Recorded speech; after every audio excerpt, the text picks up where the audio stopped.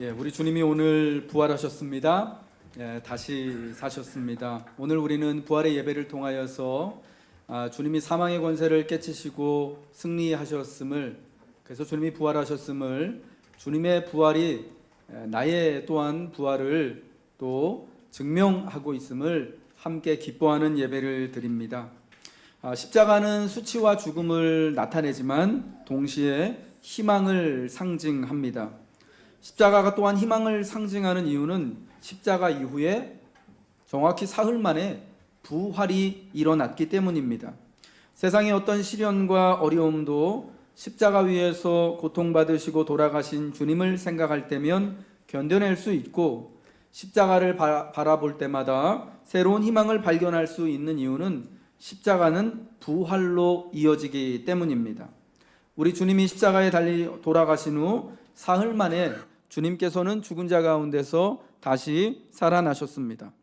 그래서 우리는 어떤 괴로움과 위기 속에서도 십자가를 바라볼 때마다 희망을 잃지 않게 되는 것입니다. 십자가 너머 부활이 있기 때문입니다. 2023년 다시 맞은 이 봄, 우리가 사는 세상은 여러 가지 다양한 다중적인 위기의 상황에 직면해 있습니다. 코로나 이후 멈췄던 세상이 다시 조금씩 움직이며 발생하는 어려움과 위기가 있습니다. 영적이지만 종교적이지 않은 사람들이 많이 일어났습니다. 그래서 교회는 이전의 모임과 활기를 잃어가고 있는 것을 잘 알고 있습니다. 영적이지만 종교적이지 않다라는 것은 믿음은 있다고 하지만, 스스로는 예수님을 믿는다고 하지만 더 이상 교회는 나가지 않는 이들이 많이 있다라는 것입니다. 예수님에게는 관심이 있지만 교회는 별로 마음이 없는 이들이 많이 있다라는 겁니다. 튀르키예 지진으로 사망자만 5만 8천 명이 추정되고 있습니다. 러시아 우크라이나 전쟁으로 사망자가 30만 명으로 보고되고, 저희는 우리가 사는 이곳 대한민국은 북한의 핵 위협으로 인하여서, 그리고 세계적인 경제 위기의 심화로 인하여서, 그리고 가정의 여러 가지 많은 위기로 인하여서 또 위기 가운데 있습니다. 최근에 나는 신이다라는 프로그램의 방영으로 다시 경각심을 갖게 된 JMS나 신천지와 같은 이단 사이비들이 우리 사회에 얼마나 큰 해악을, 특별히 직접적으로 가정에, 우리 청년들에게 얼마나 해악을 끼치고 있는지도 우리는 심각하게 보았습니다. 게다가 기후 문제는 이미 한계치를 넘어선 듯이 보이고 있습니다.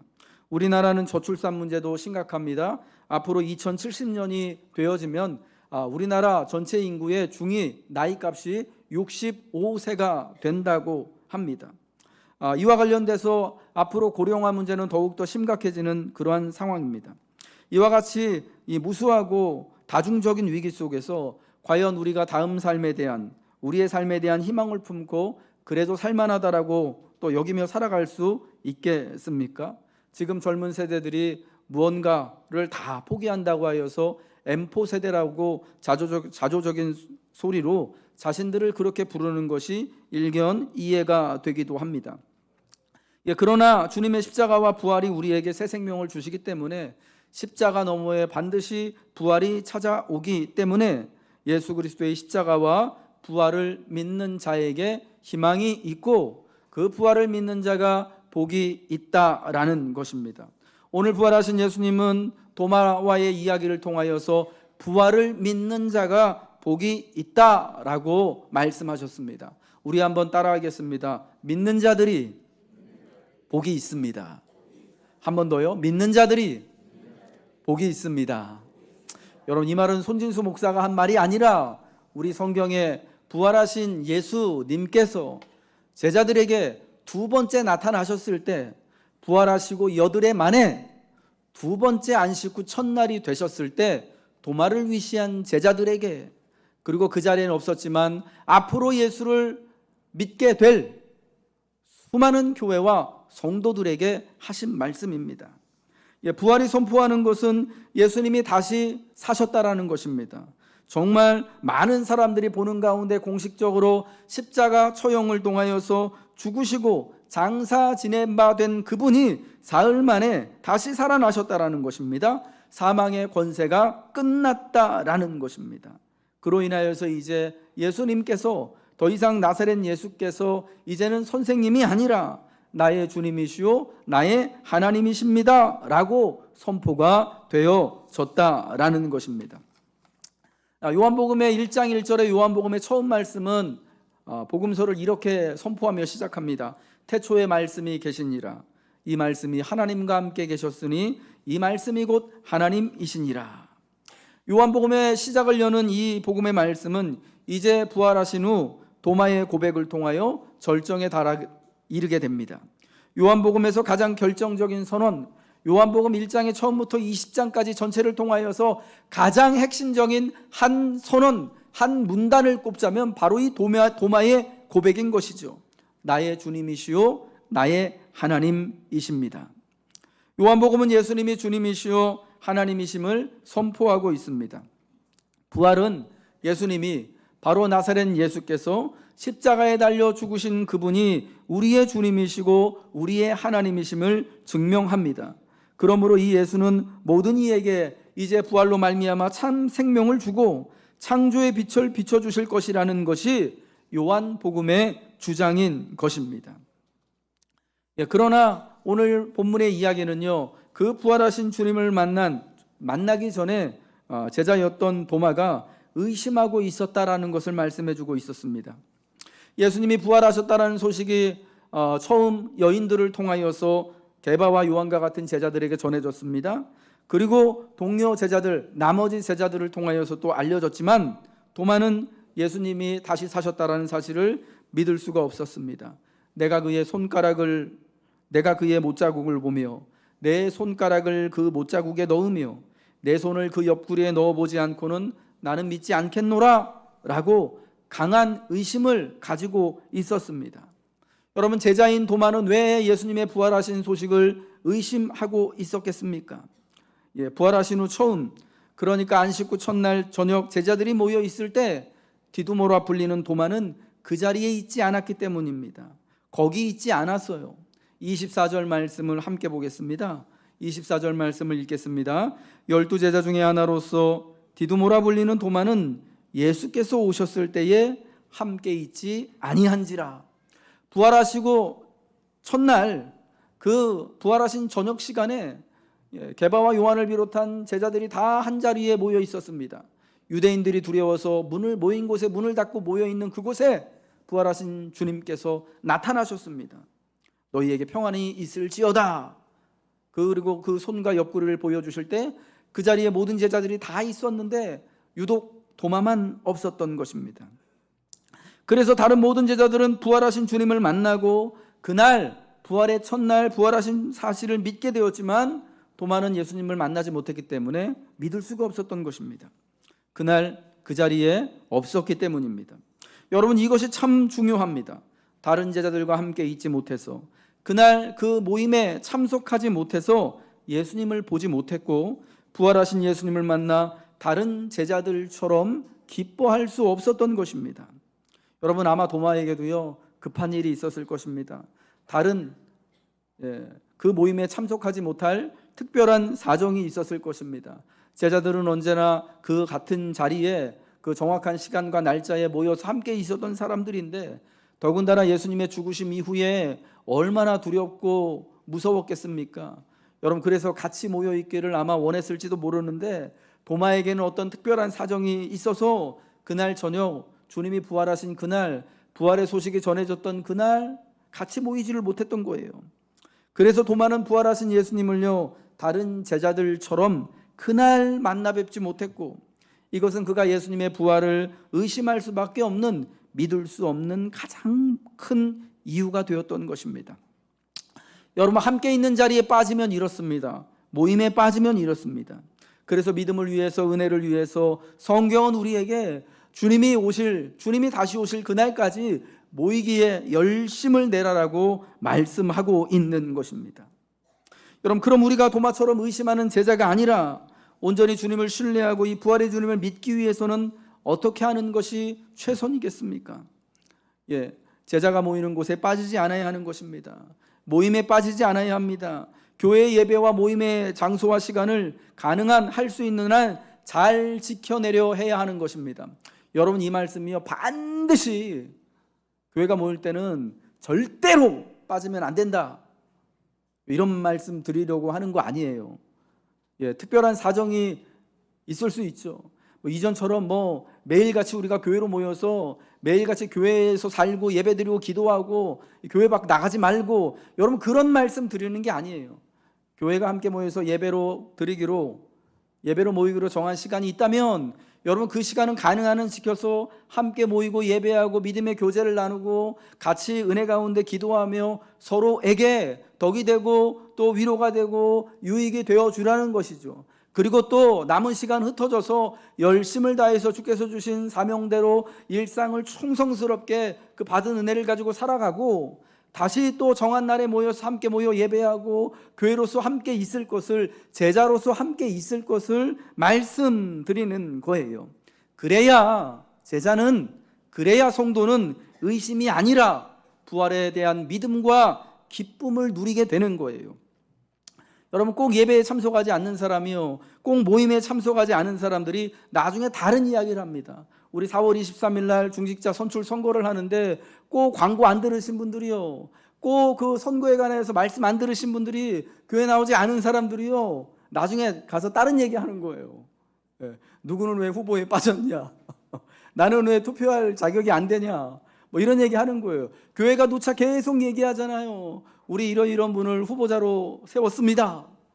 또 이번에 또 선거권을 가진 교인들은 만 20세, 그러니까 만 18세 고등학교를 졸업한 분들부터 우리 교회 세례교인들만이, 세례의 명분에 있는 분들만이 투표를 할 수 있습니다 라고 게시판을 통하여서 공지를 하는데 그 얘기를 못 들었거든요. 그러니까 꼭 그날 가서 꼭 분명히 또 이번에도 또 그런 분 있을지도 모르겠어요. 다른 얘기 하시는 분, 나는 왜 투표권을 주지 않느냐, 이거 이렇게 하는 게 이게 좀 틀린 거 아니냐, 이렇게 해야 되지 않냐, 선거는 이렇게 해야 되지 않냐.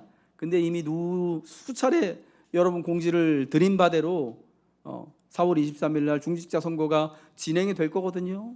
그래서 사실은 예배와 모임에 또 꾸준하게 참석하신 분들은 그 모든 어나운스먼트들을 잘 듣고 이해하셔가지고 무리가 없으실 텐데, 선거하는데 무리가 없으실 텐데, 그러나 그렇지 못했던 분들은 그날 아마 좀 헷갈릴 수도 있을 것이다 라는 거예요. 여러분 그러니까 오늘 예배에 참석하신 분들이요, 잘 설명해 주시기 바랍니다. 혹시라도 이 선거에 관해서 예배를 참석 못해가지고 잘 정확하게 듣지 못하신 분들이 있으면 여러분들이 잘 설명을 해 주시고, 혹시라도 헷갈리는 게 있으면은 선관위, 우리 김기정 장로님이 선관위원장님이신데요, 선관위에 문의하셔가지고 이렇게 선거가 진행된다라는 것을 여러분 잘 들으시기 바랍니다. 우리 믿음의 유익을 위해 가장 기본적인 것은요, 모이는 자리예요. 제자들이 약속하고 모이는 자리에, 그 자리에 내가 함께 참여하는 것입니다. 교회 모임에 잘 나오는 것입니다. 특별히 예배를 기본적으로 삼아서 예배에 함께, 믿는 이와 함께 예배 드리기 위하여서 우리는 수고해야 하는 것입니다. 여러분 이것이 영적으로 참 맞는 것이요. 여러분 이제 주님께서 부활하셔서 교회를 세우셨는데, 교회를 성경은요 그리스도의 몸이라고 말씀하고 있거든요. 우리를 그리스도의 성전이라고 말씀하고 있거든요. 그러니까 교회가 함께 모인 곳이 바로 거기에 부활하신 주님이 계시는 거예요. 부활하신 주님을 함께 모일 때 만나게 되는 거예요. 여러분 그러할 때 불안과 두려움과 의심을 극복하고 넘어서고 우리는 평안함을 누릴 수 있고요, 우리에게는 의심이 아니라 확신과 믿음을 붙드는 은혜의 삶을 살아가게 될 줄 믿으시기 바랍니다.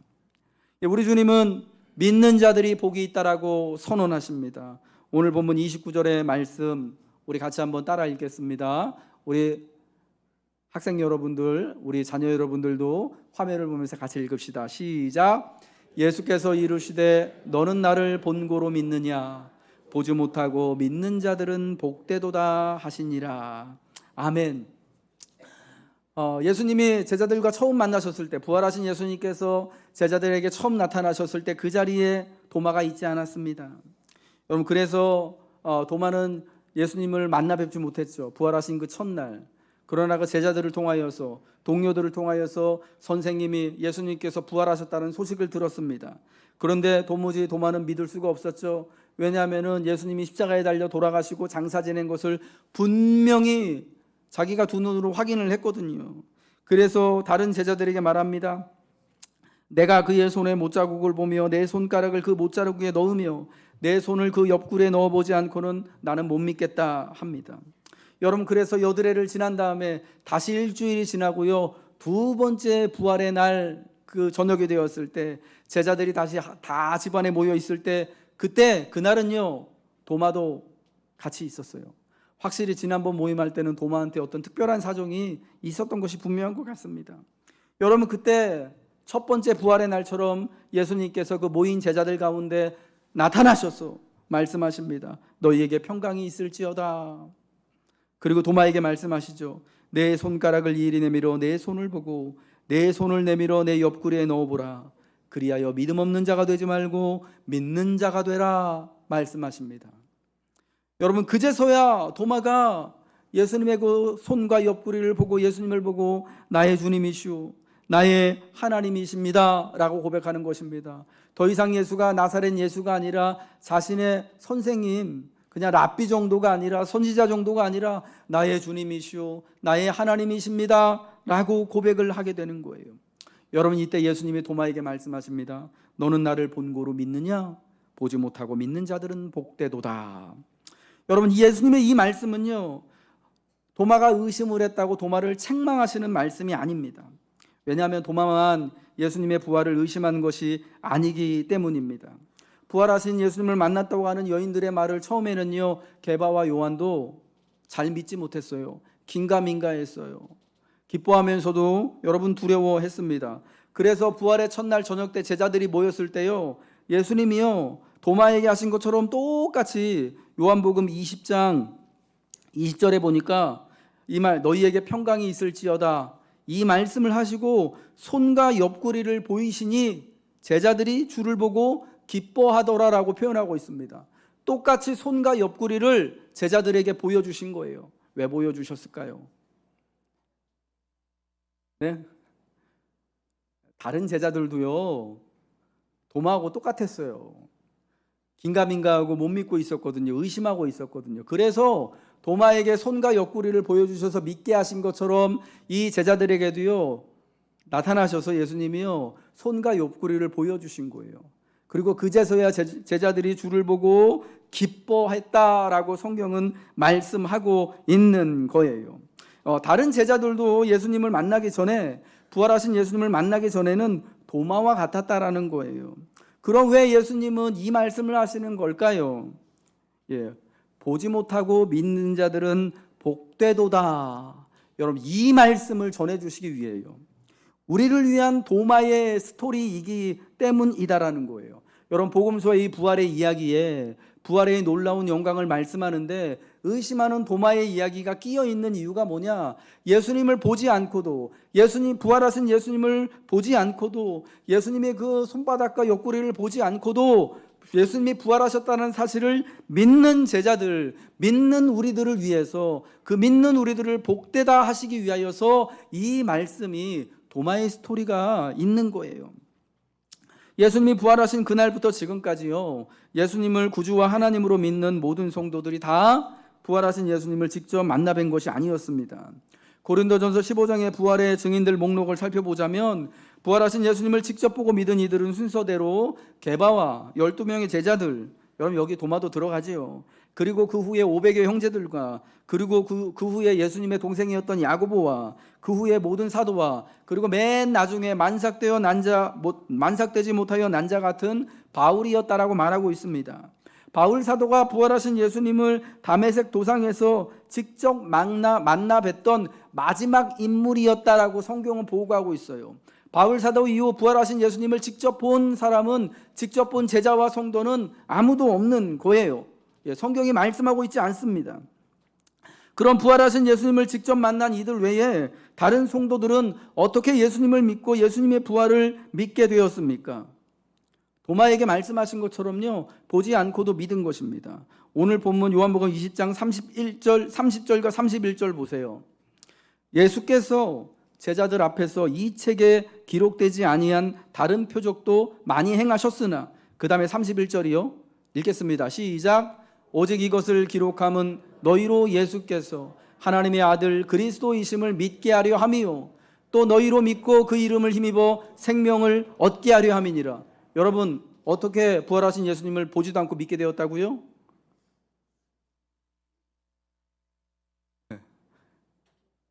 이 기록된 성경을 통해서 믿게 된 거예요. 성경의 말씀을 들음으로 우리가 믿게 된 거예요. 그리고 이 도마와 게바와 같은 부활을 경험한 증인들, 그 제자들을 통하여서 예수님이 부활하신 사실을 듣고, 여러분, 이들이 다 죽은 이후에는, 이들이 다 하나님께로 돌아간 이후에는 그 제자들이 기록한 성경의 말씀, 복음의 말씀을 통하여서 예수님이 부활한 사실을 듣고 알고 믿게 되었다라는 것입니다. 게바나 바울과 같은 부활의 직접적인 증인들로부터 예수님의 복음과 부활을 듣고 믿은 거예요. 여러분, 예수님은 그러한 우리들이 복이 있다라고 말씀을 하시는 거예요. 우리가 생각할 때 직접 부활하신 예수님을 만나 예수님의 못자국난 손을 만져보고 창에 찔린 옆구리에 손을 넣어본 도마와 같은 이가 훨씬 더 큰 은혜 받은 것 같죠? 더 복이 있는 것 같고, 우리는 뭔가 좀 신비한 이런 거 좋아하기 때문에 그게 더 큰 은혜와 기적을 체험한 것처럼 여겨지지만 그렇지 않다라는 거예요. 주님은 뭐라고 말씀하신다고요? 본 고로 믿는 것보다 보지 못하고 믿는 것이 더 복되다고. 여러분, 바로 그런 우리가 직접 부활하신 주님을 내 눈으로 직접 보지 못했지만 부활에 대한 소식을 듣고 믿은 우리들이, 그리하여 오늘 2023년 이 4월 부활의 날 함께 모여서 예배하는 여러분들이, 여러분의 자녀들이 복이 있다, 복된 이들이다, 주님이 선포하는 줄로 믿으시기 바랍니다. 우리 옆에 계신 분에게 한번 인사하겠습니다. 당신이 복 있는 사람입니다. 한 번 더요. 당신이 복 있는 사람입니다. 성경은 돈 많은 사람이 복 있는 사람이라고 말씀하는 게 아니에요. 건강한 사람이 복 있는 사람이라고 말씀하는 게 아니에요. 내가 하고 싶은 대로 세상에서 모든 대로 다 하고 있는 사람이 복 있는 사람이라고 말씀하는 게 아니라 예수 그리스도의 부활을 믿는 자가 복이 있다고 말씀한다라는 겁니다. 여러분, 보면 다 그냥 믿어질 것 같지요? 근데 여러분, 그렇지 않아요. 여러분, 예수님의 부활을 경험한 사람 중에 믿지 않는 사람들도요, 잘 믿지 않은 사람들도 저는 분명히 있었을 거라고 생각합니다. 왜냐하면 여러분, 예수님이 부활하신 사실이요, 그때에 예루살렘의 유대에 파다하게 퍼지지 않았겠습니까? 그 사실이 여러분 널리 퍼졌어요. 부활의 마지막 증인이었던 바울 사도 같은 경우는 여러분 어땠습니까? 사도행전 그 기록을 보면요, 바울이 사울이었을 때 예수 믿는 사람들을 잡아서 감옥에 가두기 위하여서 다메섹으로 가는 길에 부활하신 예수님을 만났습니다. 예수님이 그 정오의 날, 그 한낮 갑자기 바울에게 나타나셔서요, 바울을 부르십니다. 바울아, 사울이죠 그때는. 사울아, 왜 나를 핍박하느냐? 나는 네가 핍박하는 예수다. 그러니까 제가 언제 주님을 핍박했습니까? 라고 하잖아요. 여러분, 그때 사울의 눈이요 멀어요. 그 빛 때문에. 근데 사울이요, 그날 다메섹 도상에서 예수님을 만나고 바로 예수님이 부활하신 주님이심을, 예수님이 하나님의 아들이심을 믿은 게 아닙니다. 예수님이 보낸 아나니아라고 하는 제자가 직가에서 만나서, 그 제자를 만나서 아나니아라고 하는 제자를 통하여서 예수 그리스도의 부활의 이야기를 듣고 기도를 받았을 때에 사울의 눈에서 즉시로 비늘 같은 것이 떨어져서 그때부터 다시 보게 되었다라고 성경은 말씀하고 있습니다. 다메섹에서 예수님을 만나고 그 빛 때문에 눈이 멀었거든요. 그런데 제자인 아나니아를 통하여서 그리스도 예수의 부활하신 소식을 듣고 기도를 받고 하게 되니까 그제서야 자기가 핍박했던 예수님, 그 예수님이 바로 하나님의 아들이고 부활하신 분이라는 사실이 믿어지고 마침내 눈에서 비늘 같은 것이 떨어져서 세상을요, 새로운 빛 가운데 다시 보게 되어지는 놀라운 역사가, 기적이 일어난 거예요. 그러니까 이 바울 사도가 예수를 믿게 되어진 것, 물론 다메섹에서 예수님이 그에게 직접 나타나신기 때문이지만, 그러나 여러분, 그 직접 나타난 예수님을 보고도 긴가민가했던 그 바울이, 그 사울이었던 바울이요, 이제 아나니아를 통하여서, 또 아나니아를 통하여서 교회에 교회로 또 인도되어짐을 통하여서 이제 정말 나사렛 예수가 그리스도이시고 자기들이 오랜 세월 동안 기다려왔던 하나님의 아들임을 깨닫게 되어지고 누구보다도 열심히 부활을 선포하고 그리스도 예수의 제자로서 사도로서 살아가게 된 줄 믿으시기 바랍니다. 여러분, 이제 교회의 시대가 되어서요, 예수님의 사도들과 부활의 첫 증인들이 다 주님께로 돌아가고 난 후 세월이 많이 흘러서 이제 직접 예수님이 부활하신 그 주님을 경험하지 못한 세대가 이미 또 많은 세월이 흘렀습니다. 그러나 부활의 사건을 생생하게 전해주는 성경과 교회의 증언을 통해 듣고 믿은 저와 여러분은 여전히 주님의 부활을 믿고 의지하고 경배하고 있다는 것입니다. 여러분, 그래서 우리는 복 있는 부활의 성도들이고 부활의 증인들이 된 것입니다. 여러분은 참으로 복 있는 사람들입니다. 예수님의 부활을 믿기 때문입니다. 사도 베드로도 예수님의 이 말씀을 기억하였다가 훗날 교회에 이렇게 말합니다. 베드로전서 1장 8절과 9절 말씀입니다. 우리 같이 읽겠습니다. 시작. 예수를 너희가 보지 못하였으나 사랑하는도다. 이제도 보지 못하나 믿고 말할 수 없는 영광스러운 즐거움으로 기뻐하니 믿음의 결국 곧 영혼의 구원을 받음이라. 아멘. 이건 너무 신비한 거죠. 신기한 거죠. 우리가 예수를 보지 못하였으나 마음으로 깊이 사랑하고 믿음의 결국 말할 수 없는 영광스러운 즐거움으로 기뻐하고 믿음의 결국 곧 영혼의 구원을 받게 되어지는 것입니다.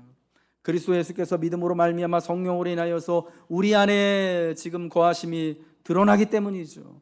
그리스도 예수께서 성전된 이 교회 가운데, 그리스도의 몸을 이루는 교회 가운데 우리가 모일 때마다 함께 하심으로 인하여서 우리가 부활하신 주님을 누리고 깨닫고 듣고 있기 때문에 우리가 예수님을 직접 우리의 이 육신의 눈으로 보지 못하지만 사랑하고 믿고 말할 수 없는 그 영광 가운데서 기뻐하며 살아가게 되는 것입니다.